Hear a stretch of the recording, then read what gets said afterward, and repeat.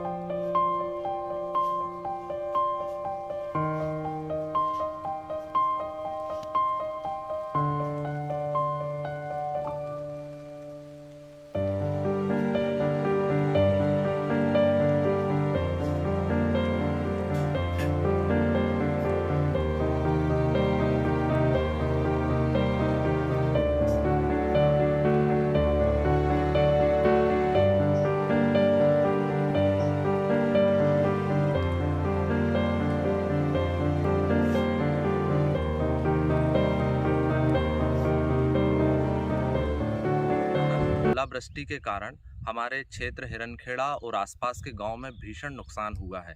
अचानक से आई इस ओलावृष्टि के कारण किसान जहां एक तरफ अपनी फसलों को आने का इंतजार कर रहे थे, वहीं उनकी इतनी भीषण कि 200 300 ग्राम तक के ओलावृष्टि। हमारे बुजुर्ग बता रहे थे कि हमने जीवन में कभी इतनी बड़े ओले नहीं देखे हैं।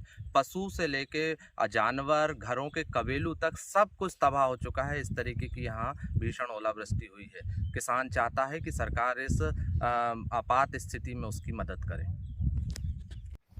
अचानक ओलावृष्टि होने के कारण 80-90% नुकसान हो गया है।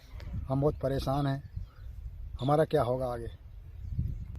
मेरी फसल गेहूं चने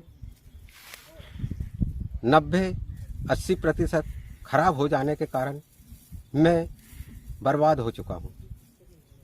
ये चने और गेहूं की फसल अचानक ओलावृष्टि के कारण हम सरकार से ये चाहते हैं कि 70-80% नुकसान हो चुका है कि हमको कुछ न कुछ सहायता राशि मिले सरकार से।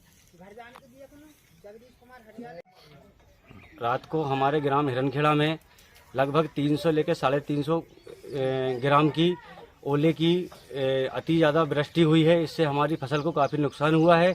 इससे हमारी बाड़ी का नुकसान हुआ है। किसानों के गेहूं चने वगैरह नष्ट हो गए हैं। इससे हम बहुत आहत हुए हैं और हमारी अनार की बाड़ी और टमाटर की खेती नष्ट हो गई है। हम सरकार से उचित प्रावधान की मांग करते हैं।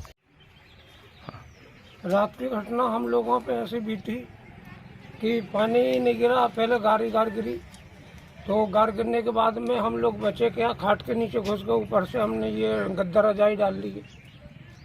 कितनी बड़ी थी क्या? बत्ती कम से कम होगी वो 300 ग्राम से ऊपर की, 300 ग्राम से कम नहीं। तो फिर अभी जो क्या कबेलू का कबेलू लाए, अभी 200 कबेलू हम लोगों ने अभी ला कर वो डालना तो पड़ेगा दादा। कल रात को बहुत ज़्यादा अधिक मात्रा में ओलावृष्टि हुई। हमारे घर के पूरे कबेलू टूट गए। घर में एक भी कबेलू नहीं बचा जो साबुत हो। हमें घर सर छुपाने के लिए पलंग के नीचे, खाट के नीचे बच्चों को इधर उधर करे। पशु पक्षियों को नुकसान हो गया। हमारे भैंस गाय बहुत ज़्यादा मतलब घाव हुआ उनको भी। ओला पत्थर काफ़ी बड़े बड़े गिरे, कम से कम नहीं तो आधा किलो के पत्थर गिरे हैं हमारे यहाँ। क्या नाम है आपका? लक्ष्मी नारायण।